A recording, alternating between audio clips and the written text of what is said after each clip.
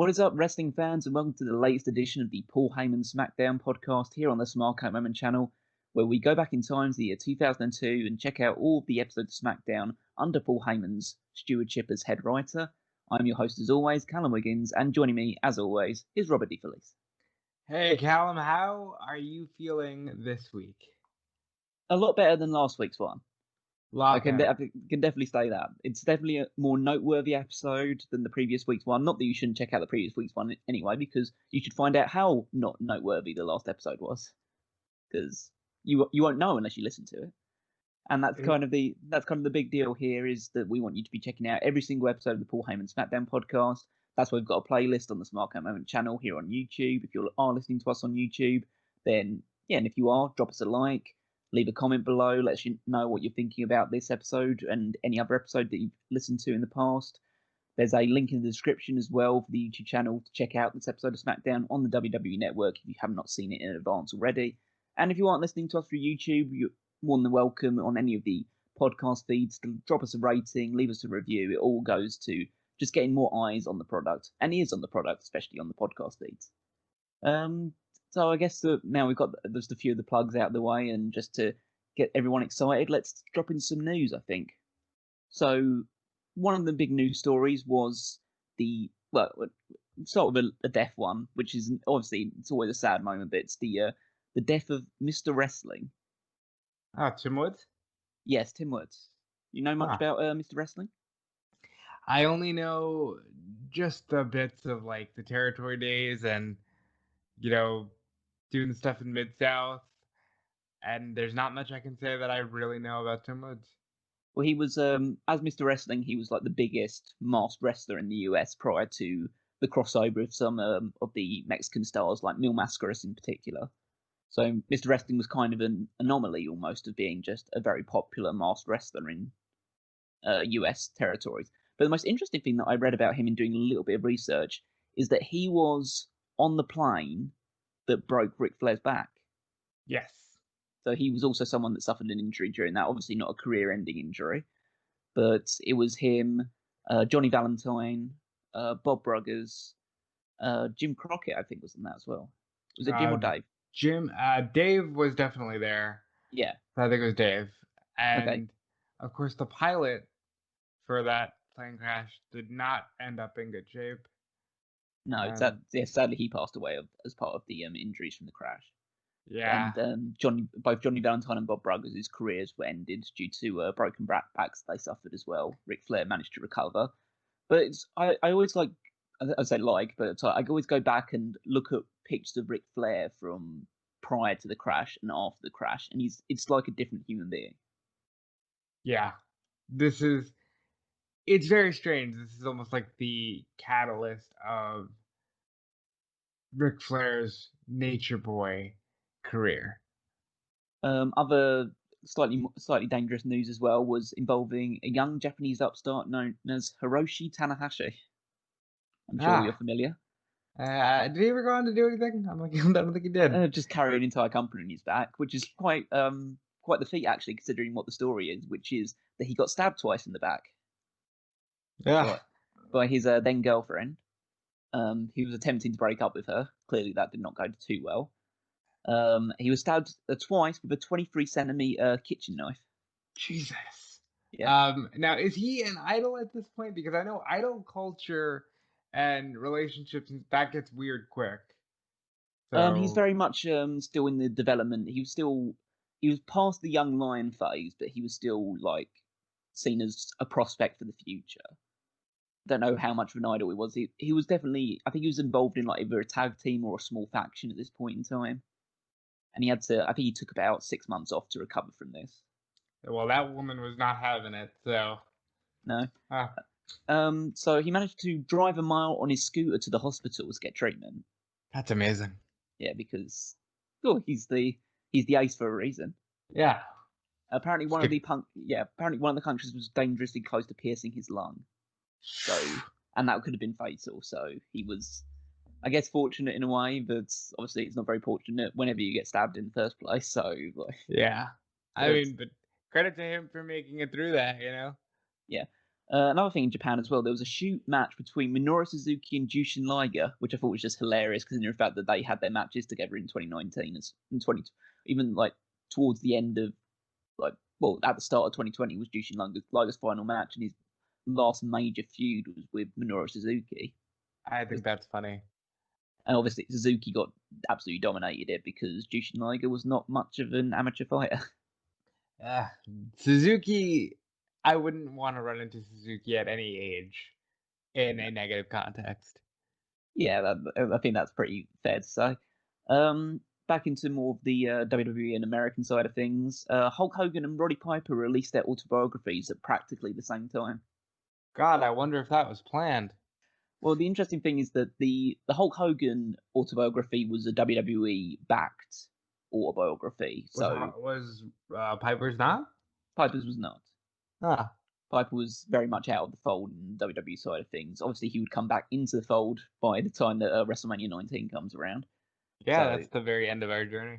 Yeah, but right now he's very much outside of the realms of it. And both autobiographies have issues due to the fact that Hulk Hogan's one being penned by WWE had a bit more censorship attached to it.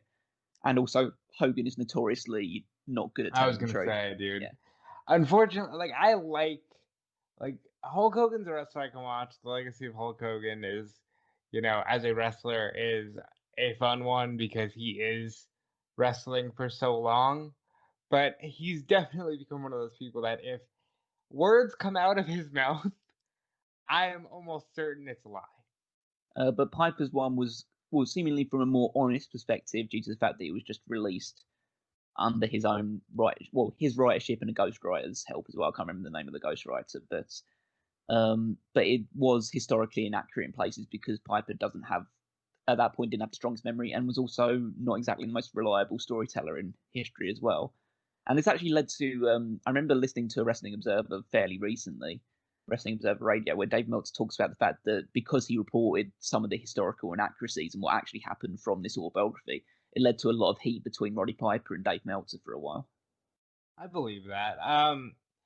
Piper, I heard a story about a backstage fight he had with, I think it was Nash, and Nash just palmed him, and it was kind of the end of it because Piper knew, okay, I've been telling these stories, and I should, not bark up the wrong tree.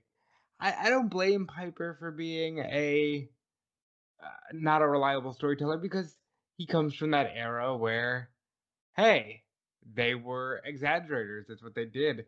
Is this before or after he has that fucking meltdown on HBO?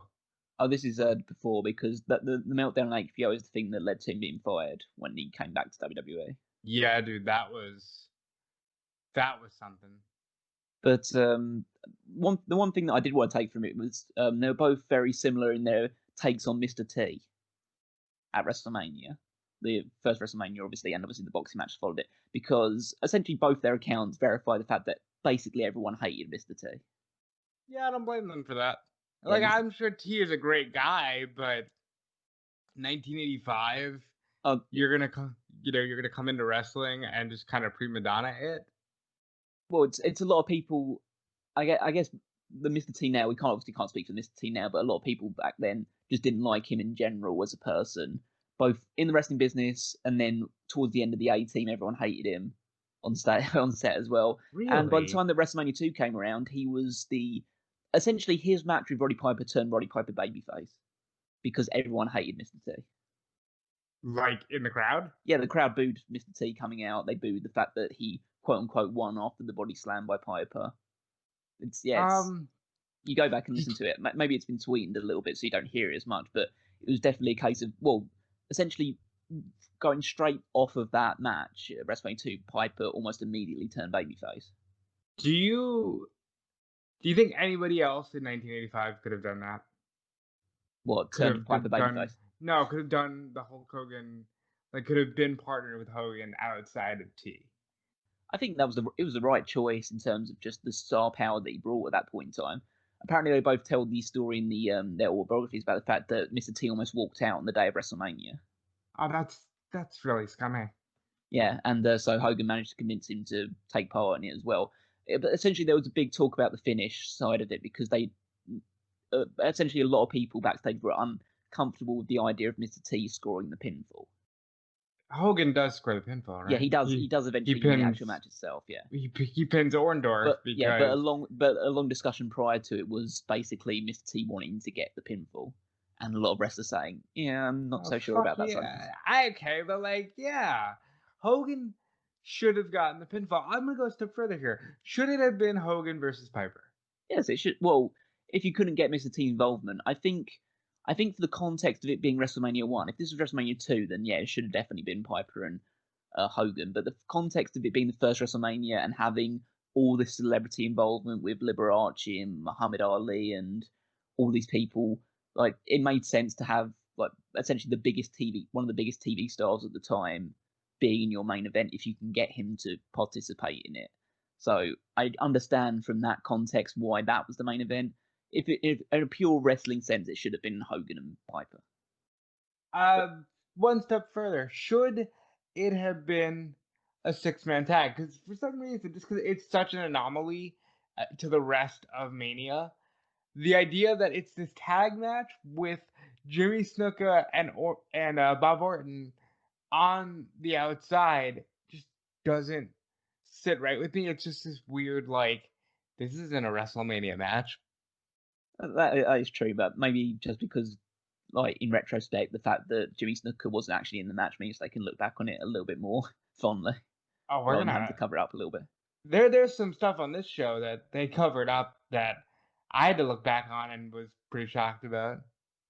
Would you have to cover up the fact that TNA at this point in time were beginning the foundations of their three-way faction war between Sports Entertainment Extreme, the pro wrestlers, essentially, and Evil, which was essentially anybody that was managed by James Mitchell. James Mitchell. Yeah. So unreal. Yeah, that's what was going on at the time. Boy, they love their faction wars. Yeah, they do that quite a lot. Yeah. Well, that's essentially what WCW post NWO was all about. And I know obviously they had the Four Horsemen and people like that beforehand and the Dangerous Alliance, but basically post NWO, it was all about giant factions and then turning that giant faction into loads of little factions. And that's essentially what TNA was doing pretty much for the rest of their existence. Yeah, literally, I think I could probably name a faction for every year of their existence. It's a good deal. Sports Entertainment Extreme, that was a gimmick that I saw play out. I saw all of this play out, actually, and it was fine for what it was. I guess back when you were just like, yeah, this is what wrestling is, and they're the invading faction. But it's so clearly a terrible rehash of things that worked several years beforehand, and I'm glad that almost nobody remembers it. Back in the actual main bubble of WWE, Kurt Angle, it was announced that essentially the Observer reported that he was going to get his knee scoped after Armageddon. So essentially, he was going to go. Wonderful time to get your knee scoped. Yes, apparently it was the idea that if he got surgery straight after Armageddon, he would hopefully have enough time to recover before Royal Rumble. And it turned out he did. Although Kurt Angle is kind of the kind of worker that it didn't really matter if his knee was ready to go or not, he probably was still going to have that match anyway. That's literally what they did. They had him injured the entire time, and then he goes out and has a banger with Benoit. Absolutely. And then another interesting footnote for the WWE side of things was this week was when Raven began his 7 Deadly Sins gimmick on Heat. And it doesn't last very long, does it? Yeah. So I think it lasts 2 or 3 weeks. Essentially, he fights someone on this show. I think he just shoves. Actually, I don't even know if he fights someone, but he definitely does some sort of segment where he stuffs loads of money in somebody's mouth, and essentially that's supposed to be the encapsulation of greed. And so he's trying to take the idea of taking all the 7 deadly sins and exploiting them on TV. But I generally don't know what the. I think he's explained it before, but I can't really get my head around what his end goal with that was. I'm just surprised that Raven does almost nothing after losing the United States title to Goldberg between WCW or WWE. Like Raven was a hot character that really fizzled out quite quickly. We won like 30 odd hardcore title reigns. Yeah, but that was, that's WWE's bitch title. Yeah, that is true. Let's talk a little bit about the Raw and SmackDown side of things, because obviously we're in a faction, not a faction war, a brand war, supposedly. WWE loves their brand warfare. Feels more like it back then than it does now. Yeah, absolutely. So let's see what the ratings were like. So this is obviously for the 5th of December episode of SmackDown. So that is a 3.91. Raw for the 2nd of December 2002, a 3.3. So back to being SmackDown's bitch in the ratings war after that the Thanksgiving episode the previous week.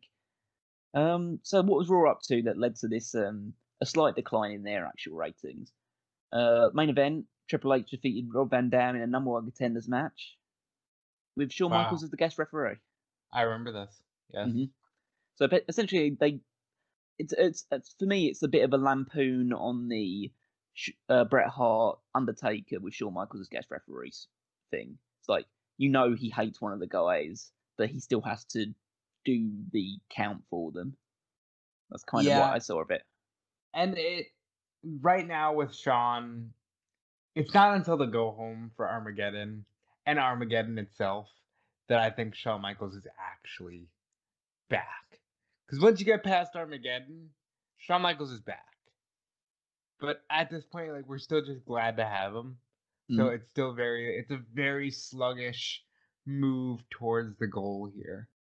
So Scott Steiner appeared on Raw, and obviously we see a bit of a reference to that on this episode of SmackDown, which we'll talk about later. But essentially, he appeared. He tried to make Victoria one of his freaks. Yeah, he did. And she didn't comply because she's with Steven Richards. So Scott Steiner, somebody else complied. Just like, this was the most shocking thing I think I saw all week. Yeah, so he beats up Steven Richards for a while, and Bischoff then tries to woo Steiner with a bevy of ladies, essentially just tons and tons of hot women.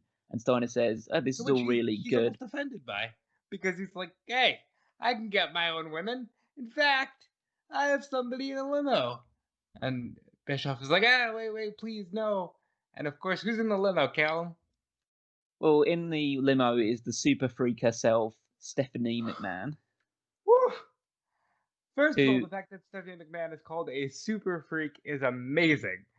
And then when we get to the part later in the episode where she explains her actions, it's even better. Yeah, so it's going to be a bit of an on-running story here, but essentially what the segment showed on Raw was Stephanie going out of the limo, saying that she can offer Scott Steiner something that Bischoff can't, which is essentially a vagina. Mm-hmm. And sounds awful. I feel bad that I just said that, but I'm just going to power through. Why? But I know that's what she said, but like, it feels bad that I'm saying it. Just, but like, so she's essentially, she's a woman, he's a man, so she can fuck him and he can't. That's essentially what the story was here. So I don't know if, okay, later in the episode, just because it's a quick segment anyway, we could bury the lead. She basically says, "I gave up my body for the SmackDown audience." It's like, I don't know what's more shocking to me. The fact that in 1 week's time, they had Stephanie basically say, "Oh yeah, I'm on my period, so I'm being a bitch. Well, that's done now, so I'm going to give my body to Scott Steiner, and you should love me for giving my body to somebody for your entertainment." Or the fact that she goes right back to being a babyface. They do not touch on this. No. Well, we will definitely get more into it when we talk about that side of things. That's what's going on Raw. So it's SmackDown involvement on Raw for a little bit. Victoria lost to Jacqueline in a non-title match. That's not bad. Don't they have a 3-way dance? Isn't it like Jackie, Trish, and it's building up to Armageddon. Yeah, where it's like you say, a 3-way between those 3 women. Is she coming out to all the things she said yet? No, she does. That's the first time she does that is at Armageddon. All right, that's what I thought. Chris Jericho and Christian defeated Booker T and Goldust to defend tag team titles. Is this when Goldust starts crying that he's weak link? Potentially, yeah, I think so, because I think the original match was just a Jericho against Booker T singles match. Then everyone got involved and they made it a tag title match, and Goldust took the pin. Mm-hmm. So yeah, they're building up that side of things. Batista defeated the Hurricane, and Kane then made a save post match. Good. Still building towards that. And then it's just a load of like nothing matches. Dudley's beat 3-minute warning. Lance Storm and William Regal defeated Jeff Hardy and Tommy Dreamer. And then Why Jeff Hardy and Tommy Dreamer? Because Jeff had nothing going on, and Dreamer was just being a guy on the roster that they could throw in and take the pinfalls. That's we're gonna talk a little bit about that with Cena on this show, but that's almost egregious that Jeff Hardy had nothing going on. And Trish Stratus defeated Ivory. So I guess in a way they're all building it towards Armageddon, because the Dudleys and William Regal and Lance Storm both compete for the tag team titles at Armageddon.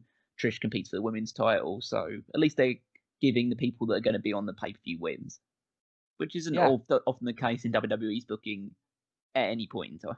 And I have to say, the build to Batista may be the textbook best way to build a superstar ever. I mean, if you get rid of the SmackDown stuff and you just take him from his Raw debut to when he wins the world title from Triple H at WrestleMania 21, that might be like the best build of a character. Yeah, it's definitely somebody that they brought in, like the look of, and gave a long-running story where he was always part of the biggest faction for a while. Obviously, he gets injured for a bit, but he comes back and he's part of the biggest faction, and then he can break away from the faction and be the top guy. So yeah. And he rises through the ranks. He does everything the way he's quote unquote supposed to, and it really does pay off. So let's talk a little bit about this SmackDown episode then, shall we? So December 5th, 2002, from the American Airlines Center in Dallas, Texas. Yes. Back in the South, so Stephanie obviously must be very thrilled about that. The big D, as they said several times throughout this show. This Batista again. Yeah, yes. This is a very fun episode of SmackDown with a lot of head-scratching moments for me. Yeah, that's probably the big perspective. I can't say it's super fun, because I think again, bearing the lead, my perspective on this episode is skewed by how good the main event is. Right.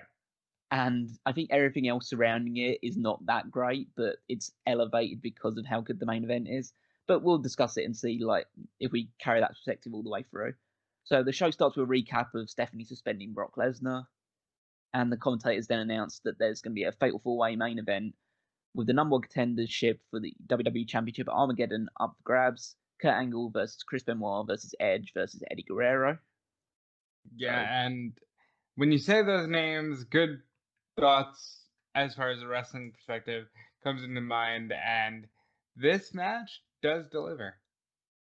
So let's talk about an opening match, which I guess I can argue whether it delivers or not. It's Rey Mysterio versus Albert.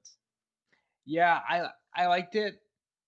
I think it's interesting to see Albert thrust back in here because he really does have a huge presence on this show. I like that Michael Cole set it up well by saying, Albert's pissed that he's been relegated to Velocity. That makes sense. Here's a former IC champion. I'd be pissed if I was relegated to Velocity too.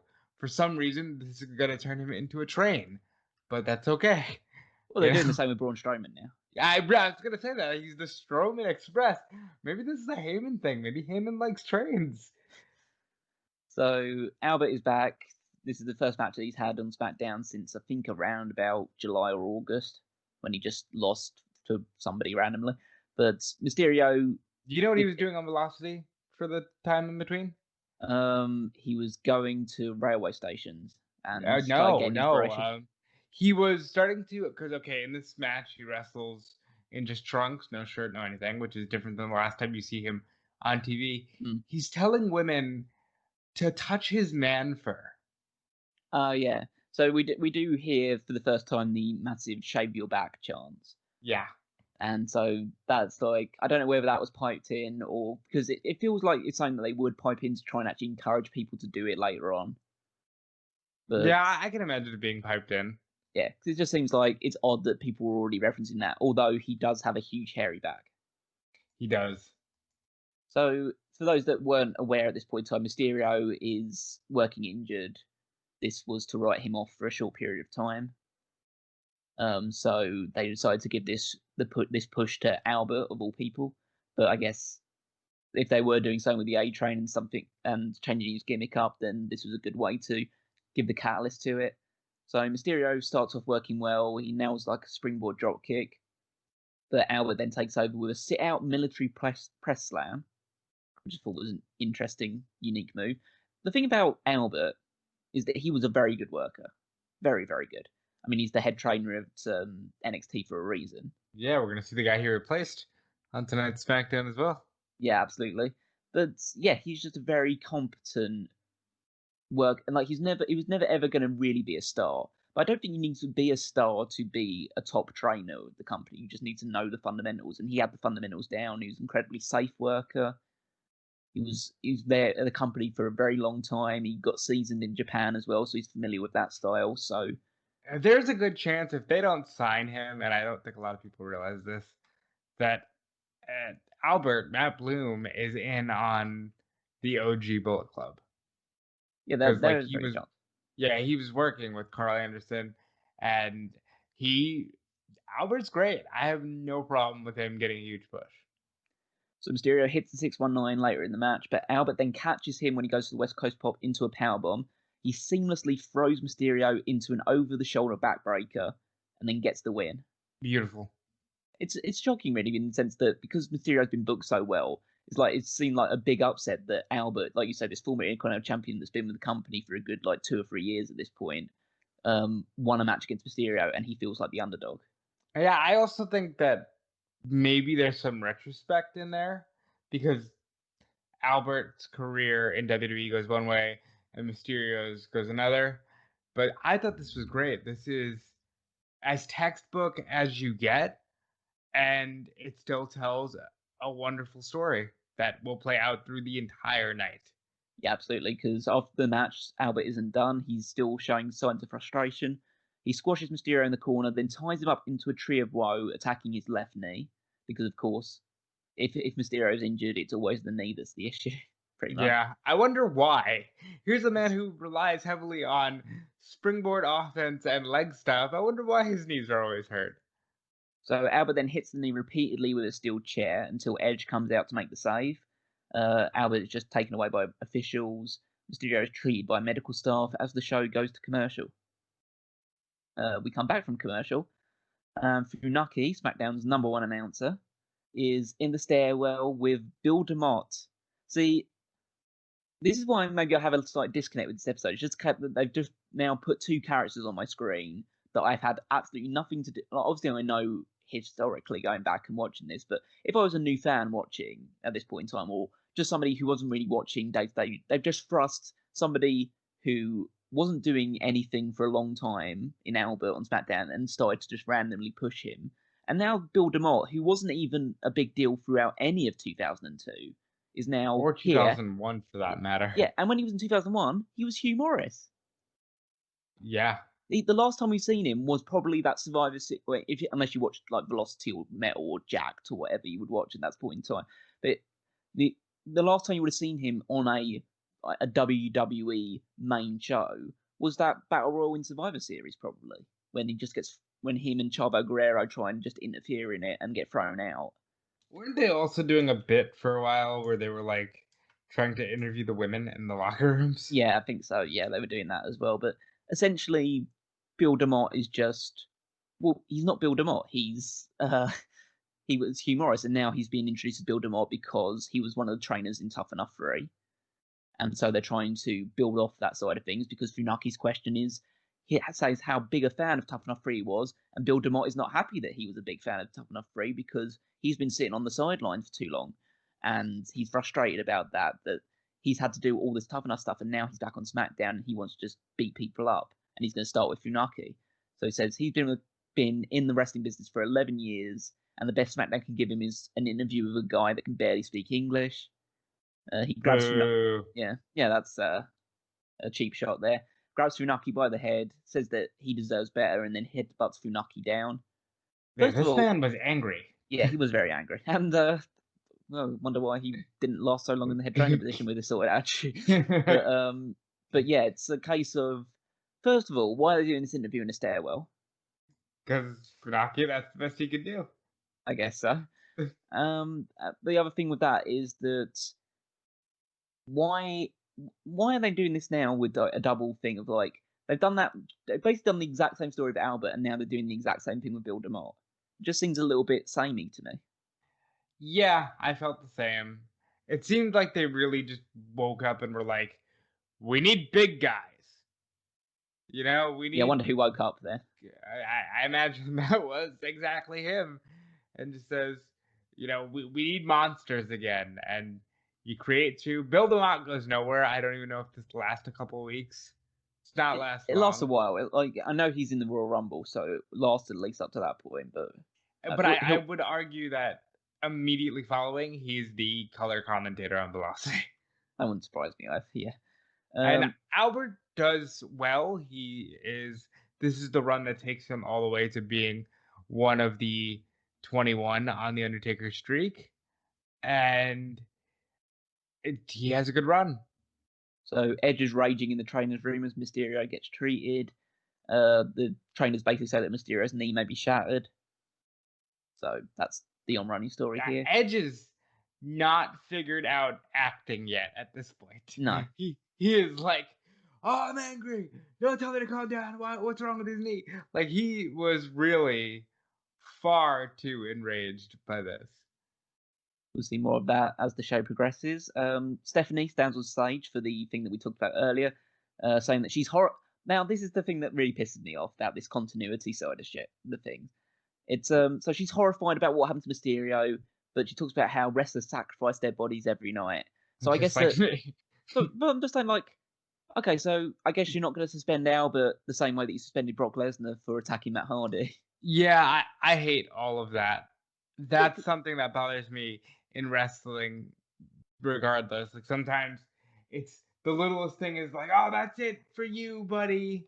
And then, this guy can go on a rampage and no repercussions. Yeah, it's just a case of if you're going to do that story for one person, it has to apply for everyone else. I'm not saying that if, like, say, it was 6 months later, then I'm totally fine with it because that's out of the memory a little bit. But that guy was just suspended. He's suspended right now. You only suspended him the previous week for what that stuff that he did, and now this guy's just assaulted somebody that he was in no feud with beforehand with a steel chair, taking one of your top stars, your former tag team champion, out of commission for however long, and like, these things happen in wrestling. That's kind of. I remember a couple months ago when she was like, no, Benoit and Angle cannot touch each other, but I'll suspend them because nobody's bigger than SmackDown. Like, so she clearly doesn't care about losing top stars. No.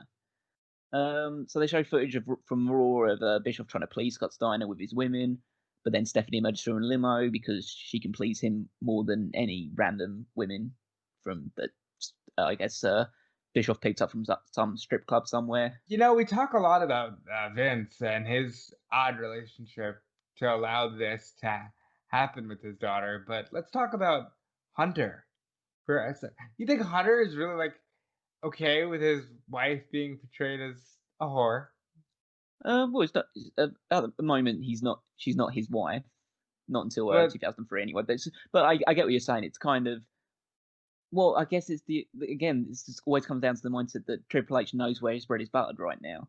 So if he's, I'm sure he's not happy about it, but he's not going to say anything about it. Same with the Katie Vick thing. If Triple H was so adamant against it, he could have probably said, "No, I'm not doing this Katie Vick thing. I'm not fucking a corpse for your entertainment." But he did it anyway because he's going to be taking over the company someday. You think that, like, he and Stephanie have had conversations privately, like, I don't fucking like this. Why are you doing Oh, this? God, I'm sure they've done it all. I mean, you see the way that he books NXT? It's completely, well, at least until recently, anyway, it was completely removed from what WWE did before and stuff like that. So it's like, he has a way that he wants to book his wrestling, and that's removed from what Vince's perspective is nowadays. Yeah. And so, yeah, I'm pretty sure they've had plenty of raised words or anything like that about saying, yeah, what the fuck is your dad on or anything like that? That's kind of like, I'm sure it's all boiled down to that. Yeah, it's So just so strange. And then for Stephanie to be like, she's still kind of being a heel here, and she's like, "Oh, look at me, you know, I'm willing to fuck Scott Steiner for you people. That's how much I care about my." It was just very. And by the way, then he doesn't even go to SmackDown, so yeah, it we'll talk is. about that next week because that's when it all comes to head. Because she announces that he'll be here next week to sign his contract to join SmackDown. Stephanie then stands by a decision to suspend Brock for denying her authority, but he'll be here to explain his side of the story. And then she does the tease of the thing, but oh no, he's not actually going to be here. He's just going to be via satellite to get more boos from the crowd. So yeah, she's still definitely on the heel alignment at this point. So. And again, I didn't like that because why is Stephanie suddenly just like, I'm a Because they don't know how bitch? to book authority figures any other way.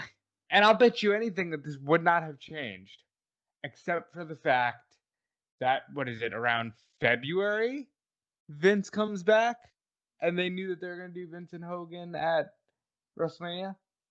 Yes, and then they go really hardcore on the Stephanie babyface side of things. Yeah, because then Vince has to be the jackass. So we move on to, well, speaking of jackasses, Jamie Noble against Crash Holly. A very surprising match. Yeah, this it is interesting. So Nydia's on commentary. Taz tries to pry information about Nunzio, but she doesn't want to talk about Nunzio. Noble dominates the match early after attacking Crash before the bell. Crash then takes over by face planting Noble, then decking him with a clothesline. Crash hits a step-up bulldog, but then Nydia puts Noble's foot on the ropes for the pin. Crash confronts Nydia on the outside, blocks a slap, and then kisses her.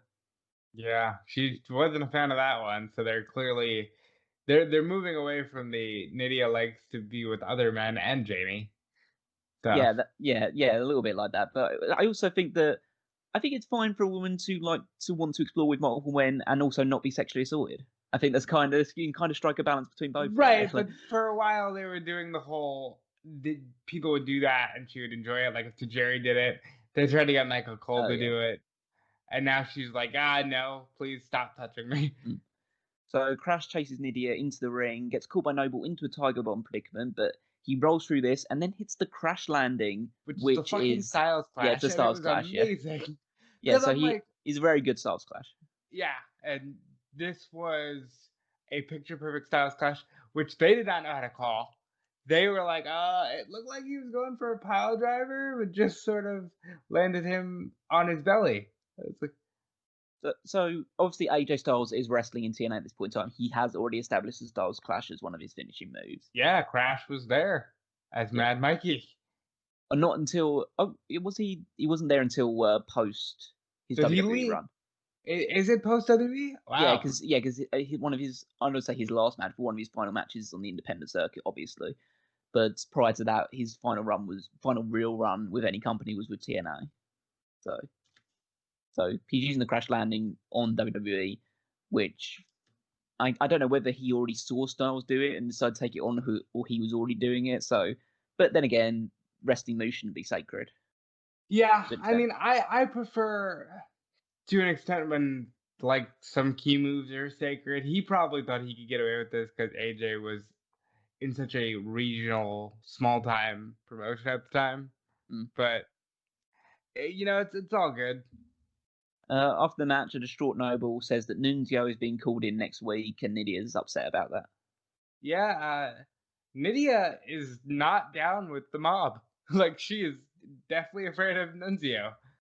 Okay, let's deal with this now. Well, what's wrong, Callum? What's here? What's happening all right.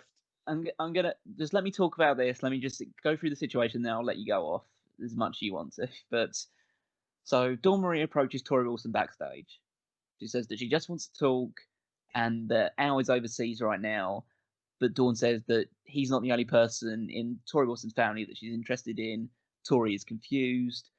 But Dawn says that she's interested in her. She describes her beautiful eyes, her voluptuous body, and you know that Vince wrote this because it uses the word voluptuous, and like soft skin. Torrie gets annoyed about her touching her and saying all this stuff, saying that she can't believe that this has been all about her in the first place. So Dawn makes a indecent proposal, saying to join her in a hotel room late tonight And if she does that, then she won't marry her father. As much as she supposedly loves Al Wilson, she won't do that. Dawn then says this really corny softcore porn line about how only a woman can make another woman feel good and all that other stuff, and then she just leaves Torrie stunned and walks away. Rob, Oh, go at it. you buried the lead. Go by at it. saying Go at that, it. That just okay. The thing that Dawn says at the end of the segment isn't the only softcore porn thing here. This whole thing looks like somebody was, up late watching Cinemax one night and just said, "Oh, why don't we just do this?" Oh god, I can't imagine any WWE writer or Paul Heyman or Vince McMahon doing that at some point in their life. But like the idea that I'm not saying that they wouldn't frequently watch stuff like that. I'm saying who decided, oh, these stories, these horribly acted softcore porn stories, we need one of these. This is what we need. Well, they've already established with the HLA stuff that they're really on a lesbian kick right now.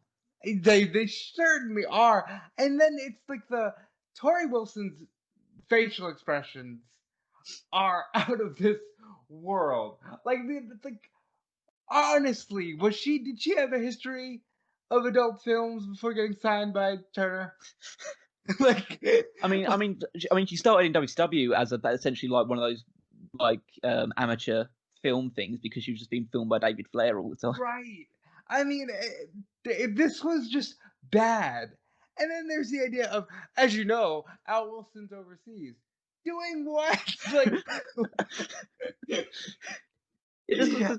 a 78-year-old man just go overseas for some reason. I don't get it. I don't get what any of this was about. And I also don't remember this segment actually closing the show. Yeah, we'll get to that side of it. But this was out of this world. I could not believe that Dawn is basically just saying no, and that's the other thing. She's still not being a bitch because she's still not even saying I'm manipulating your father. Nope.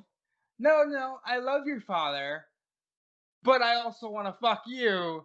And if you fuck me, I won't marry your father. I swear. Well, that's a little evil, isn't it? Because she's both going to be cheating on Al Wilson and she's forcing Torrie into a situation she doesn't want to be part of. So that's a little evil. And then glad you said that because coming out of this, Taz and Cole are like, oh, that's an indecent proposal. Do you think Torrie will still be innocent by the end of the night? Or will she be a victim? It's like, what the fuck are you guys? What is this? What is this? Why is this happening? Yeah, it's just. I mean, it's just awful stuff. I so hate bad. this. I mean, I know we were talking about the softcore porn. I hate this whole because it's a trope they use in a lot of Not that I'm a connoisseur or anything like that, but it's in the stuff. I am also just a male in his 20s, so yes, I do browse the adult entertainment from time to time and stuff like that. So it's just a common trope out this idea that because women understand each other's bodies so much more than that means that they have to. That means okay, every woman is secretly a lesbian. That sort of thing. That's kind of right. It's like this weird thing of and that is a totally male perspective on all this thing as well, which is so fucking stupid.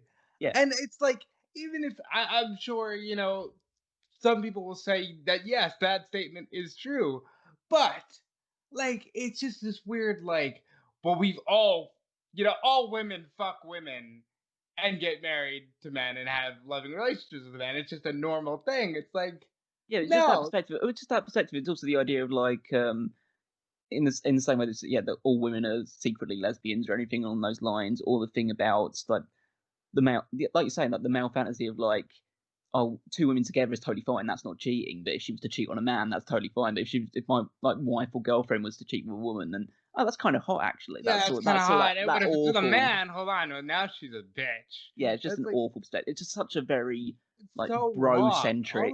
Wrong. Yeah, it's just So I don't really like talking about that. Obviously, we'll be talking about that a little bit later on, and for weeks going on. I also want to bring up this side of things because I've always clocked you mention this side of things. You've always taken the perspective when we discussed in the past that Dawn was actually just really interested in Torrie. Right. See, I take the perspective of that she wasn't interested in Torrie. She was just trying to fuck with her and her family. But I like the idea of Dawn being interested in Tori because again, it's like well, I've been watching you have these bikini contests, and I've been watching you on this and that. Cause I just can't understand, like, okay, why are you fucking with her family if you're just like, there's nothing to gain here, you See, know? I know there's nothing to gain, but I've always taken the perspective, and again, I don't think either side, we can't really say whether we're right or wrong because they'll never tell us about this storyline, definitely not going forward or anything like that, but it's just a case of, in my mind, it's kind of, it comes down to just as petty thing of Tori beat Dawn in a bikini contest, and this has been Dawn's revenge the entire time. But like that, I would much rather just believe that no, she just wants to fuck Tori because at least like like there's some logic there instead of being, oh well, you beat me in a bikini contest, so you know what? I'm gonna ruin your like that's too much for me. Alright, let's escape this for a little while. Let's talk about Bill Demott versus Funaki. So this is just as one-sided as it gets, really. Good squash. This is the beginning. I don't know if it's the beginning, but we're gonna get knee deep now in WWE opening their pants and taking a shit all over WCW because this was the bulk of the match. Well, Taz going, I know Bill Demott, and yeah, he's been in the business forever, and the best WCW could give him was he was humorous, and then he's not humorous, he's not a general erection, he's Bill Demott, and he's pissed off. It's like, okay, I get it. You think that everything WCW did was bad, but you know what? All these years later, that's really starting to bite them in the ass because how bad is what they've done with people through the years, and it's more than that as well. It's just a case of, yes, his name was Hugh Morris, and yes, he was General Erection as well. He was pushed in yeah, WCW. they gave him belts. He was a United States champion multiple times. He was the leader of a stable. Again, it was Misfits in action, so it wasn't exactly like, it's not exactly main event level, but it was TV. It was a stable that was getting prominent TV time on WCW against WWE on Monday Nitro constantly. Towards the end of it too, like he was a big deal. And yes, Bill Demott is a quote unquote more serious like character with a chip on his shoulder, but he doesn't actually have a real character, and he doesn't have anything that really like the one good thing about this match. Obviously, it is a good squash, but the main thing that you take away from it is the moonsault at the end, because Bill Demott has a fantastic moonsault. But yeah, one but of the it's best. just like, but I don't really feel connected to his character. All I know is that he's a pissed off dude. So okay, that's like I've seen that, like, that's a dime a dozen in wrestling, pretty much. Oh, you're upset that you didn't get pushed enough. So now you're really angry, and now this is what your whole push is based around the fact that you didn't get a push beforehand. That's like like every single year there's at least one or two wrestlers that take that gimmick on. This is a little outside of 2002 and more into nowadays, but I really want a few years break from that. Like, well, I'm mad because I'm not getting a push from it. Like, I hate that whole, well, everything else before this point is fake because this is a fake business, but this is the real. It's like, I hate that. Everyone's so worried about the push. Yeah, there's that too. But it's like, yeah, okay. You're basically saying, well, Hugh Morris is fake and Bill Demott is real. Congratulations, Hugh Morris got a push. Bill Demott did not. So let's move on to Los Guerreros meeting backstage. Oh, hold on. Oh, Was it this match or is it the cruiserweight title match where Taz talks about the Benoit interview that we don't see? oh, I can't actually remember that side of things. You're gonna have to So, can you just describe the whole situation? We might as well Okay, talk about so it now. as you know, just like the Los Guerreros thing that we're gonna talk about in a second, everybody has time to talk. The four competitors in the main event have time to talk. We do not see Benoit talk, but the way Taz explains it, I can understand why they cut this. Because Benoit apparently cut a promo about how much he loves his family, and being champion would validate the sacrifices that he's had to make and being away from the family that he loves. And I Ah, was like, aha, that makes perfect sense to cut that out of the show. I would have even cut Taz explaining it out of the show. Yeah, I just thought that was very interesting because they haven't cut a lot of Benoit. Like, here it is. Yeah, So I found it on YouTube. You type in a Chris Benoit interview, SmackDown, 5th of December 2002. So it's a sit-down interview of Chris Benoit. He's wearing like a leather jacket, and he basically, like as Rob describes, he's talking about his family and he's talking about just how winning the title will be like the culmination of his career, the thing that like showing all the sacrifices he's made and all that other side of it. So you can find it on YouTube if you want to see that cutout one. But I guess, like you say, it's understandable why they wouldn't want to broadcast this on the network. Yeah, I understand. So Los Guerreros do meet backstage. So this is one that isn't cut out. Eddie says it's big night as Chavo will become the Cruiserweight champion. Eddie will win the Fatal Four-Way, and then he will go on to become the WWE champion. Eddie jokes about how Chavo will need a bigger chest to carry both his titles around. I like that. And then they go up on the whole bit of like our whole family and Hector and Mondo and Chavo and this one. I love this Los Guerreros. And it's a big the people that will be especially proud will be Grandma. Yeah, which I guess if Chavo said Grandma, that makes it Eddie's mother, right? I guess yeah, that'll be one of his grandmothers. Yeah. But yeah, so yeah, but that's cool. They remind us to be like as focused as possible because this is the night they take over WWE. It's a good promo. Yeah. The one thing I'll say, even with the removed Benoit promo, they treated this Fatal Four-Way very seriously. Like a world title contender match should be treated. So let's talk about a bad promo, as Michael Collins has interviewing Brock Lesnar via satellite. Brock Lesnar. Yeah. Yeah, Brock's not great on the mic, as has been shown throughout the many years under Paul Heyman's leadership now.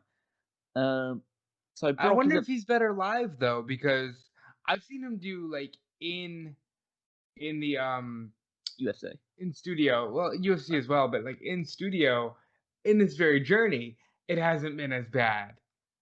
No, definitely was so fucking bad. Like he feels so scripted when he's reading all this stuff out. Like it doesn't sound like anything that I'd expect Brock Lesnar to say, and it's not because Brock Lesnar isn't a good, like, just not erudite or can't speak very well or anything like that. But it's just a case that some of the language he's using is just so like something that a bullshit writer's come up with. Yeah, nobody talks about that. Yeah, like he calls Big Show a big puppet in Heyman's game. Says he can only blame himself from associating with Heyman in the first place. Then uses the line, he was raped of the WWE Championship. Well, he says that Taz said he was raped of the WWE Championship. I don't remember Taz saying this. No, I mean, he made sure that he said that he was raped of it. And then he goes after Stephanie until he's interrupted by the Big Show and Heyman pretty mercilessly. Show's in another brown jacket. Yeah. Really likes brown jackets. He likes those brown jackets. He looks like he's really trying hard to be the representable champion. Mm. So Heyman is saving this segment by basically saying that he wants to talk to Brock face to face, but he keeps losing his temper. His temper. Says that Brock is a petulant child that keeps disobeying his parent, so Big Show had to give him the spanking that he deserved. Heyman said that Brock didn't screw Brock Lesnar, they screwed Brock Lesnar, and they liked doing it, and they would do it all over again. And see, I unfortunately feel like the one fallacy here is they say they hatched the plan only the week before Survivor Series. Exactly. That's what I actually wrote a note about that as well, because Big Show, we covered this. The Big Show said a good 3 or 4 weeks before Survivor Series that he was under advisement by someone. That was the one fallacy. Yeah. So clearly nobody's like paying attention to continuity there, or maybe they just didn't care about the side of things. And they wanted the new continuity to be that they only planned it a week in advance. But maybe either way. But Brock gets angry about this side of things, says that he can't wait to see who show face at Armageddon. They do this whole convoluted thing where they say, is so stupid. Yeah, it's like, Kurt Angle, Chris Benoit, Edge, Eddie Guerrero. That sounds like a great match. And it's just like, who are you? Like, who is the puppet controlling you at this point? The puppet master just putting his hand up your backside to say all these shitty lines. It's just terrible. I can't wait to see this match in person. What? It's like, why wouldn't he be there in person? Why wouldn't you expect anything less? Well, I guess they assume that he'd still be suspended by the time Armageddon comes around. Because Stephanie's line is that he is under an indefinite suspension. Well, that's I don't know. It just seems so silly to me. Yeah, well, it's just the silly way they produced it, and Heyman and Show freak out in the ring after that announcement. We come back from break, and it's time for another Cruiserweight Championship match. Third Cruiserweight title match in a row for Kidman on SmackDown. This time Michael Cole calls Billy Kidman the fighting champion. Yay! Yeah. So it's Billy Kidman defending against Chavo Guerrero. This match is pretty good. Again, these two very familiar with each other. Yeah, very familiar with each other. Hurricane Rana by Kidman early, but Guerrero soon takes over with an elevated gut buster, and that essentially sets the tone of the heat. Is Kidman's gut is being worked over constantly. Correct me if I'm wrong. The final Cruiserweight Championship match on Nitro? Oh no, that's Shane Helms versus Chavo Guerrero. Shane Helms versus Chavo, yes. Kidman was the last Cruiserweight Tag Team Champion. With Rey, yes. Yeah. Okay. So Chavo applies an abdominal stretch. He grabs the ropes intermittently because he's a heel, and that's easy heel heat. There's a slight botch as Kidman was meant to like reverse a gory bomb into a roll up, but he gets caught up in the ropes. But they're straight back on it as Chavo hits a kitchen sink knee to the gut. Kidman goes flying. Kidman fights back with a drop kick and a flying elbow. Chavo transitions from a suplex into an O'Connor roll like instantly. It's like instantaneous. Like he's down from the suplex and he's immediately rolling Kidman up. It was really, really smooth. I like this match a lot, and I think this is a great run for Kidman, even though unfortunately Kidman isn't really praised. Yeah, the crowd is definitely quiet for this entire match, unfortunately. He blocks a tornado DDT, hits a knee came on for 2. Chavo then dives off the second turnbuckle into a tornado DDT. They both then knock each other off the turnbuckle and go to the floor for a little while. I thought that was good. Yeah. Chavo goes for a superplex. Not super kick, a superplex. Kidman blocks, misses the shooting star press. That's the first time we've seen him miss the shooting star. Like, occasionally, like, he gets stopped on the top turnbuckle, he actually just face planted. So, and then Chavo hits the gory bomb, so you'd be understood just thinking, okay, they're giving Chavo the win here. I kind of did for a second. But Kidman gets his foot on the ropes from the gory bomb. I like that he put his foot on the middle rope, because you just don't see that. But he got his foot all the way up to the middle rope in order to break the hold. Chavo then goes for his special weapon, because he's basically the guy that always goes for the tag title to try and get an advantage. So he grabs the tag title, but Kidman knocks it away before he can use it. He then brings Chavo off the apron into the ring with a saving grace. I like it. Yeah, it was an interesting way of putting it in. Then he nails the shooting star press at the second attempt and retains the title. Yeah, good match. Very good match. Very good. Mark Lloyd is interviewing Edge backstage. Yeah, and again, I just want to say Edge is like not finding himself here. It takes the Liga incident, unfortunately, for Edge to like really find who he is. What a cheater. Well, yes.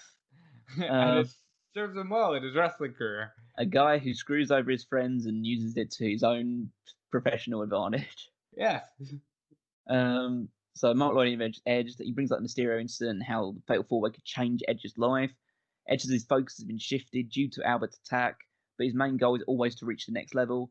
Says that tonight will be an outlet of the aggression he'll take on Albert. And then, like, he just sprints over, and then Albert is just there, like, catering or whatever, probably. But it's just like, just sees Albert backstage to have a brawl. They're separated by referees and backstage wrestlers and stuff like that. But my interesting thing about that is just a case of Edge is doing that promo, and it's not like Albert just walks into shot or anything. It's just Albert is just there, and Edge is just cutting his promo, and then Edge just turns his eyes slightly. You just, oh my god, I finally clocked that this giant guy has been in my line of sight for this whole time, and I didn't know, and now I'm just going to go and attack him. Yeah, maybe it's a matter of like the light didn't hit Albert properly or something. Now we're going to move on to the Hip Hop Challenge between John Cena, accompanied by B Squared, and Rikishi. So this is amazing to me. Knowing what we know now, this is very much a knowing what we know now kind of segment. But Michael Cole, to hear Michael Cole make John Cena sound like he is the biggest dork that has ever walked the face of this earth was hysterical to me. This fucking guy's gonna carry your company for 10 years. And they're like, oh, look at this dork. And Taz goes, hey, Cena, you're on TV. Dressed like that. This was so Vince, right? Yeah. This had to be like very, like, Vince doesn't get it. So it takes him 5 years, and then he says a very inappropriate word on TV.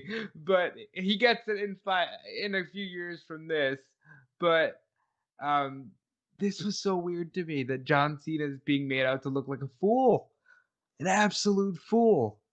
Yeah, so Cole calls Cena a Vanilla Ice wannabe on commentary. Taz reminds him that he's dressed in a furry hat on TV, saying like, we're on TV, pal. Why are you wearing Perry Saturn's hat?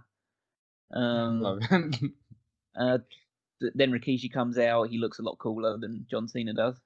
I will say this: Samoans apparently just are gifted with swag.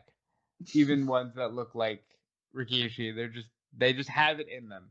So did Manu just get out, just drop out of the gene pool then? Again, Manu, just unfortunately, something happened there. But Michael Cole almost made Rikishi sound like an irritant when he said, well, listen, Rikishi will tell anybody who listens that he got shot twice and he lives day by day. And it's like, why are you making it sound like it's a problem, Cole? It's very strange. It was almost like they couldn't dunk on Al Wilson, so they had to dunk on this whole segment. Yeah, I guess so. Because Taz says the crowd will pick a winner. Cena then does his lyrics. He cuts a rhyme insulting Taz's height and saying that all the women want him.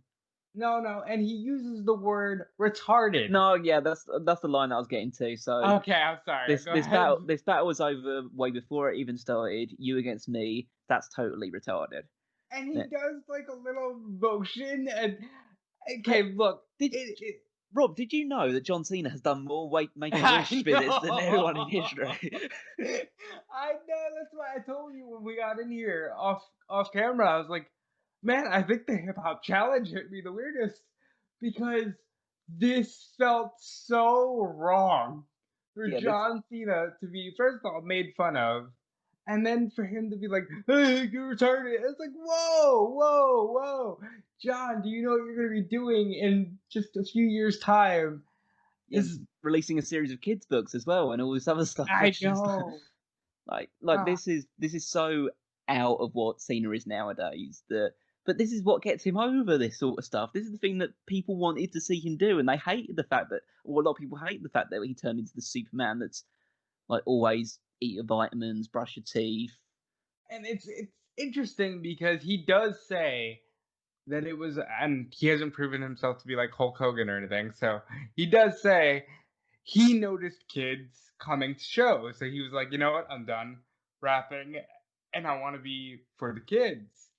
And bless him, he's done great things. But this felt so out of place. So Rikishi then, quote unquote, raps back, which is essentially just him talking. And he just basically goes, oh, you're not even as cool as Vanilla Ice, and you're an Eminem wannabe. It's like, okay, whatever. Like, yeah, he talks about surviving being shot because, again, Michael Cole just bringing up that, yeah, what he just likes to talk about the fact that he was shot once, and does like seem like that's like just a nonchalant thing. And then he shouts out Big D because he's the baby face, so he has to shout out the hometown. So it's just there's this really off-timed rap music playing over the top of both of them as well that neither of them are sticking to the rhythm of. Yeah, I don't know if that was done in post. Even like the name of this, right? It's a hip hop challenge. Like whoever was, they had no idea what rap culture was at this point. So B Square tries to attack Rikishi from behind. Rikishi fights both of them off until Cena decks him from behind. Then Taz tries to get involved, so Cena just punches Taz in the mouth to send him going. Rikishi fights back for a bit more, and Taz does the thing that Taz does so well, which is he's just been punched or attacked or offended, so he's going to take the glasses off, look like the baddest motherfucker that's ever lived. And Rikishi knocks back Cena, and Taz locks in the Taz mission. The crowd go absolutely insane. Taz should have been the biggest star in wrestling history. I was guaranteeing that sort of things. That's what I was going to say. So, okay, first of all, let's just talk about Taz. Because Taz does this huge pop, super badass. They clearly knew how to book Taz, so the fact that he doesn't become a bigger deal is a little shocking to me. I wonder if they'd gotten their hands on Taz in '98, pre-hardcore title, if they would have turned Taz into a bigger deal. And it was like they relied too much on the hardcore title as like a crutch for him. Yeah, because he was an ECW guy, so of course he would be interested in the hardcore title. Right, but like it was I do, clear. yeah, I just do generally think that like if Taz had been around this point in time in wrestling, or like even in like the roundabout 2010s when height wasn't as big of an issue, he would have been a top star. Oh, Taz right now, if Taz could be, for example, his son is training in AEW. If his son is one iota of the wrestler that Taz was, he's gonna have a great career because that style is more prevalent than ever. But I gotta go right back to, yo, even Taz was punking out John Cena. Like, what is this? This felt so off. Like, this just seems like, fuck this dude. He's gonna be on Velocity for his whole career. We can have Taz choke him out. Yeah. I mean, I guess in fairness, Taz was only recently retired, so it wasn't like the worst thing in the world for him to beat someone up. Like, still, I know that he's doing that in 2020 to Cody Rhodes.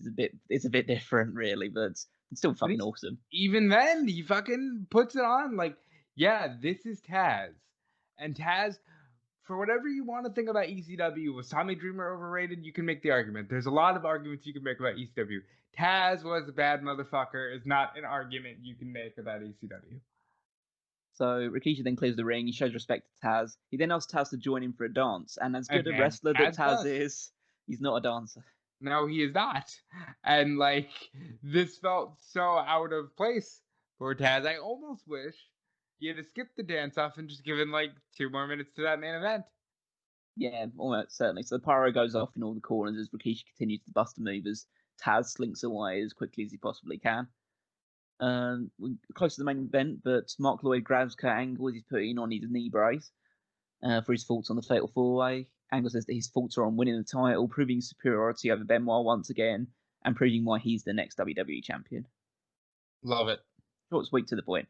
And then we move on to the main event, which is, again, I might just let you go off a little bit on this one once I've just announced it, but it's Kurt Angle versus Edge versus Chris Benoit versus Eddie Guerrero for the number one contendership for the WWE Championship at Armageddon. Before we get into the actual meat of the match itself, we probably should talk about the prelude to it, which is the Edge and Albert stuff. Mm-hmm. So during Edge's entrance, he's doing his thing where he bounces on the ropes. Albert dives into the ring, steel chair shot to Edge's right leg, takes another shot before the referees are able to stop him. After the break, we see that Edge has been taken backstage, so he's seemingly out of the match. All the other guys come out, so it seems like it's going to be a triple threat match now. But as soon as the match is about to start as a triple threat, Edge's music hits. He's limping out to the ring. And yeah, so he comes out and he's still going to be involved with it, even though he looks injured. And you know what's something that I really love about this? And it's something that I kind of wish they'd done for the recent Winter is Coming thing of AEW, even though that was a great show, is that they front-loaded 2 commercial breaks really fucking quickly here. Mm-hmm. In that they did commercial break as soon as Edge gets attacked by Albert. And then they do the thing where everyone makes their entrance in, Edge makes his entrance, go to another commercial break, because you know this match is going a good 20 to 30 minutes, and we want to get as much fit as possible on TV. I love that. And I even like when they went to commercial break and come back, Edge is in a compromised position already, but they actually go back and show you, okay, this is how the match started, this is what you missed. So, you know, it's like, don't worry, we're going to show everything to you. I really enjoyed that. Unfortunately for me, I guess, I just didn't understand. Like, listen, if all you officials can run out immediately after Albert attacks this man, why are you not stopping him from... It's one of those weird, like, okay, shut your brain off because it's wrestling. But, like, why is nobody stopping this man from getting there to begin with? Yeah, who could... Like, oh god, I didn't see this 350-pound man escape into the ring and stuff like that. And again, I guess the light just didn't hit him in the right place. Yeah, he's deceptively stealthy, that Albert, with giant hairy back. So this match just is brilliant. It's just an absolutely amazing elimination Fatal Four-Way match. It's interesting the way they went with eliminations. This is a four-way dance, essentially. This isn't a typical Fatal Four-Way. This is very much in the mold of the old ECW style of things. It's just like when you got good wrestlers. I mean, because obviously everyone talks about ECW, they talk about the hardcore stuff, but they also need to remember the fact that they had Eddie Guerrero, they had Chris Benoit, they had Chris Jericho at certain points. They had really, really good wrestlers that did really, really good wrestling matches as well as the hardcore shit. Yeah, and I think people need to understand ECW at its best had some of the best wrestlers ever. And this could have been an ECW match. You throw in a chair or two and you've got like your stereotypical ECW match. This match was phenomenal, and I almost I was worried a little bit because when you build up a match in your mind because you watched it from childhood, you're like, oh, is it gonna live up? This match does live up to expectations. It's a lot faster paced than I remember. Yeah, definitely at the start as well, because I think this match doesn't get phenomenal until it's just Angle and Edge, which is unfortunate because it's not. Obviously, we love Eddie and Benoit as a wrestler, but Edge and Angle really do carry this load. And first of all, Kurt Angle, I'm fully on board with you now, is the master of the 2 count. Absolutely, he is. Yeah, that's like just an excellent ability that he has to just get it at the absolute last second. And there's a moment here. Guerrero hits him with the frog splash. And knowing the result of the match, obviously, was like, wait, is he going to lose? Because he gets up at 2.999. The way this man does his near falls is flawless. Absolutely. Yeah, they do that interesting thing early. I'd just say early on in the match, but obviously this leads closely to the first 2 eliminations. But Angle kicks out with frog splash, Eddie kicks out with a diving headbutt, then Benoit kicks out the execution. So they're all kicking out of each other's finishes. Eddie eats 2 German suplexes, then Edge spears Eddie Guerrero. Benoit throws Edge out of the ring, locks in the crossface. Eddie Guerrero taps out. He's the first man eliminated. There was a lot of that greed in terms of, well, I'm gonna eliminate him. You get out of the ring. We're gonna see in a second. Edge has Angle pinned, and Benoit just grabs Edge off of Angle and puts him in the crossface. You don't necessarily need to do that, and then that's immediately countered with Angle grabs Benoit off of Edge and puts Benoit in the ankle lock. It's it's an elimination match, guys. You don't have to be so aggressive, but it just shows that they all wanted to be superior over one another, and it's so good because it's one of those matches that I can honestly show somebody who's never seen wrestling and just go, well, okay, these 4 guys are fighting because the winner is going to go to the pay-per-view and fight this champion. That's it. And it makes perfect sense. Yeah, so Benoit kicks Angle with the referee from the ankle lock. Eddie then gets in the ring because the referee's down, hits Benoit with the tag team title. Edge spears him, then he spears Benoit, and Benoit is eliminated. And that obviously sets up what will be the Armageddon match between Eddie Guerrero and Chris Benoit. Yeah, I gotta be honest. At this point, I'm not getting the vibes from Benoit that he's about to challenge for the world title in 2 months. But everything works out. Obviously, he and Eddie never have a bad match. So they're going to go to Armageddon and have a pretty good match. And then Benoit will be right back on top. But now we get into the real fucking... All right, this is a match. Because Kurt Angle and Edge have some of the best chemistry in wrestling history. So the thing you have to remember about when you're looking at this match about Edge and Kurt Angle is that they've had a long rivalry throughout 2002. In that Edge is the one that shaved Angle bald. They had a steel cage match at one point. They've had a lot of big matches earlier in 2002, and then they're both on SmackDown. They're both always in this either tag title picture or they're vying for the world championship, but they're always getting in each other's way. So this has a long history surrounding it as well. And Angle, essentially this entire match is, from this point on, it's Edge has been hurt for a while, and he's fighting through all this thing, and Angle can't put him away. Because Edge takes everything in this one. Well, actually, it's a mixture of the thing. Edge takes a lot of this, but also Edge gives a lot back. Like, he does a lot of big moves to Angle, and he just can't put Angle away. Angle is just again, it's telling the story of like Edge is so close to being right at that main event level. He's so close to that top echelon. The Angle is there, and this is like a battle of like, is Edge just going to surpass Angle? Is he going to get to Angle's level, or is the fact that Angle is just slightly ahead of Edge in the pecking order right now going to see him through? And it's just a huge series of power moves and like signature offense. Edge is always constantly like climbing to the top rope and doing stuff like that, even though his leg is busted. He's hitting missile drop kicks. He's still fighting out. He's like throws Angle around with belly to bellies. He hits an Edge-o-matic.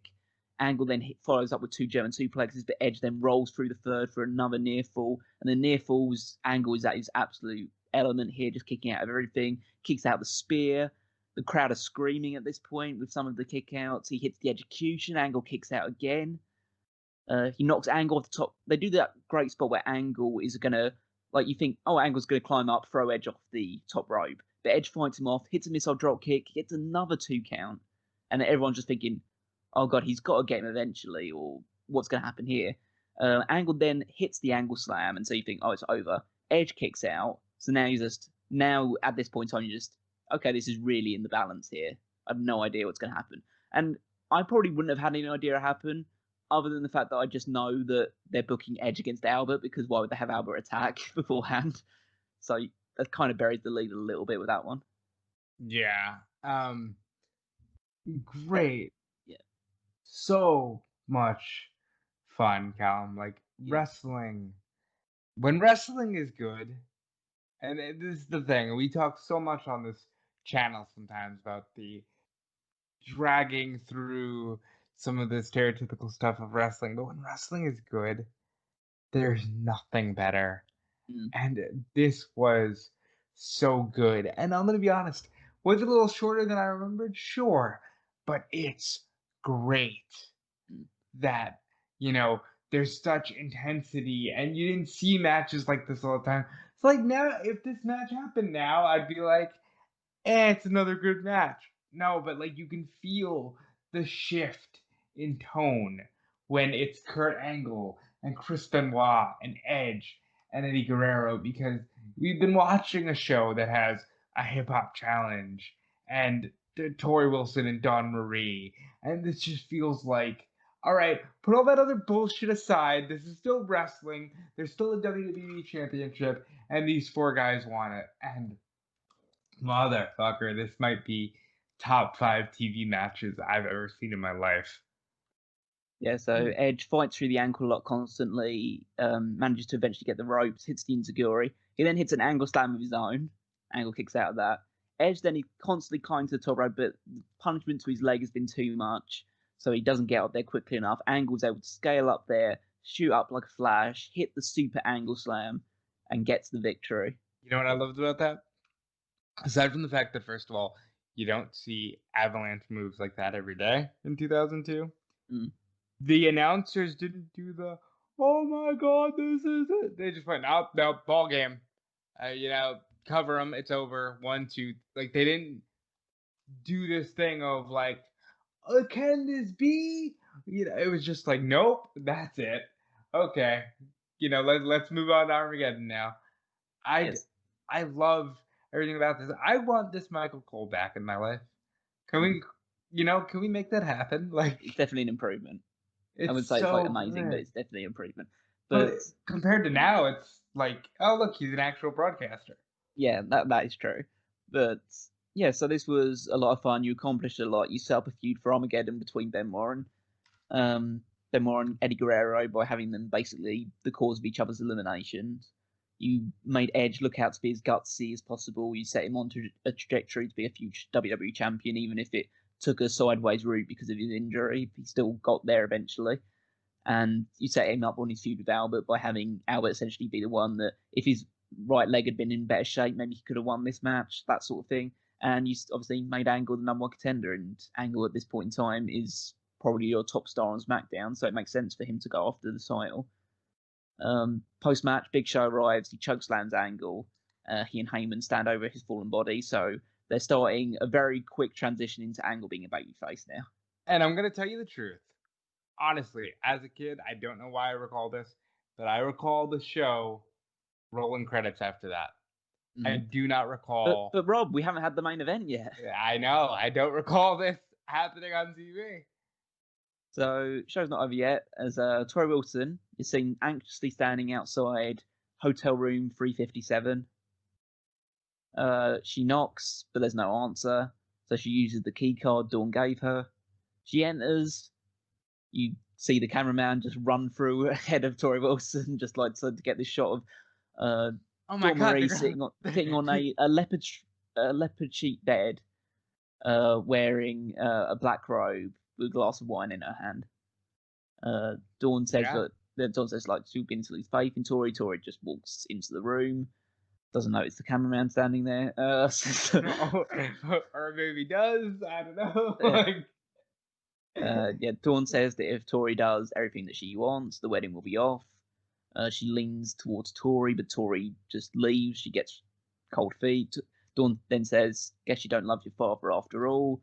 Torrie then does her best, "Oh no," acting, where she just like stares at the door, stares at Dawn, stares at the door, stares at Dawn, and then reluctantly returns, stands by Dawn. Dawn says, like, "That's better," and then the show ends. Credits. Yeah, then roll credits. Okay. Like so, how do you feel about the fact that instead of ending the show with an awesome Fatal Four-Way match setting up for a WWE Championship match, we ended it with the porn? main story on SmackDown is porn, essentially? Yeah, lesbian porn. Yeah, I'm surprised that this is network television. Like, this is just not good. This is very strange. Yeah. So I think my overall review of this episode is that it's better than last week's one, but I think that's predominantly due to the main event. I think it's also predominantly due to the lack of fucking, hey, let's all beat up women. Or like, let's sexually harass them. That is true. But we still have one that apparently a general manager that uses her body, and two women that manipulate each other into a lesbian angle. Yeah, you got me there. I mean, and the hip hop challenge wasn't. Let's put it this way: it was fun. John It was Cena fun. said the word retarded on this episode. Yeah, SmackDown, so it can't be great. I mean, the funnest part of the hip hop challenge was Taz attacking John Cena, and the rest of it was kind of just there. And all the other matches were either short or squash matches, so there wasn't really much to sink your teeth into other than the main event, really. But the main event was so good that it kind of almost makes you want to go away by saying, okay, that was a thumbs up show. And then if they'd left it there, then you see the story stuff and realise, oh yeah, the show wasn't actually as good as I thought it was. When you see stuff like this, and this is probably a conversation for another day, but can you understand why WWE fundamentally cannot subscribe to the idea of so-and-so was outed as so-and-so, they must be fired? Because they must just go, well, look at the shit in our archive. Like, we should all be fired. Like, I mean, there's some things within just my upbringing that I'm like, I cannot believe I was allowed to watch this program. Specifically this. Like, this Dawn Marie Torrie stuff, it's like, this is literally just porn. I cannot believe that I was watching this at the age of 9. Like, it really speaks volumes to, like, oh, but it's wrestling, so it's for the kids, and Hulk Hogan, and Stone Cold Steve Austin, and then it's, no, this is porn. This is just porn, and I don't understand, like, why they let this fly on TV. Desperation for ratings is probably my answer to that one. Wasn't it the Ruthless Aggression documentary that's like, well, we towards the end of the Attitude Era, we were just getting desperate for desperate's sake and doing whatever. It's like, no, knee deep in the Ruthless Aggression era is when you were getting desperate for desperation's sake with some of the shit you were doing. So I guess that's pretty much it for this review. So we hope that you've enjoyed our review of this, the ups and downs of this weird episode of SmackDown. Only things left to do is just to throw a few plugs your way. So of course there is the Patreon.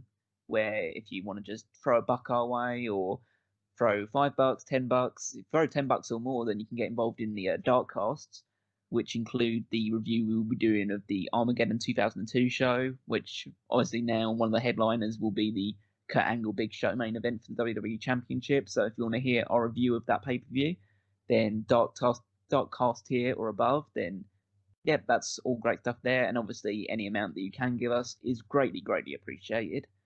If there's anything else you want to support us through the monetary side of things, there are of course the Redbubble and TeePublic shops where you can pick up some Smark Out Moment merchandise. But other ways you can support us non-monetarily, which is check out all the articles on smarkoutmoment.com, like them, share them around to your friends, leave a comment below. Follow us on Facebook, follow us on Twitter. Join the Mega Maniacs, which are a big Facebook group where you can talk with like-minded wrestling fans and stuff like that. If you want to help Tony out in particular, then you should be checking out everything that Fanboys Anonymous is doing. That's your geek culture fix for all the things that are involving around movies and television and video games. Then Fanboys Anonymous is the place to go. Find their Patreon, find their Redbubble, find their TeePublic, find their website, find them on social media. That's all the great stuff there as well. Rob, do you want to throw out the very busy world of wrestling that you're a part of right now? Yeah, so right now you can check me out on news for Fightful.com, covering, tomorrow we'll be covering Tribute to the Troops and NXT TakeOver War Games, which I promise will have much better treatment of women and women's wrestling. And you can also check me out on WrestleZone during the week. Follow me on Twitter at DeFelice. Check out everything Tony's got going on in his busy world of wrestling on Bleacher Report, e-wrestling news, and more. Just keep clicking around, and we'll see you tomorrow night for the review of War Games. Very much so, and you can follow me on Twitter at Wigmeister14. Thank you very much for listening to this edition. We'll see you next week for the fallout of this show and the final build towards Armageddon. But for now, this has been another Smark Out Moment, and we are being counted out.